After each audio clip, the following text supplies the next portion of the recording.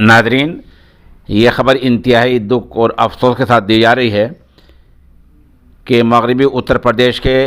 ضلع مظفر نگر کے گاؤں تیوڑا کے دینی ادارہ قاسم العلوم کے محتمم جناب مفتی بن یامین کی اہلیہ محترمہ کا دیر رات انتقال ہو گیا ہے۔ انا للہ و انا الیہ راجعون۔ یہ ہمارے علاقے کا بڑا دینی ادارہ ہے۔ اس حادثہ فاجعہ پر انتقال پر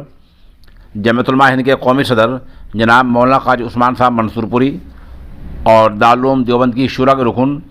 و جمعیت علماء مغربی اتر پردیش کے صدر محترم حضرت مولانا محمد عاقل قاسمی، اشترا نامور ماہر تعلیم مولانا ممشاد بلاسپوری قاسمی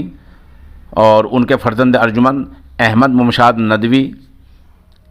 جامعہ صفت الاسلامیہ دیندارپور نجف گڑھ کے محتمم، اشترا ملی کونسل کے صدر سہارنپور سے مولانا ڈاکٹر عبد المالک مغیثی، قاری وقار بحسانوی،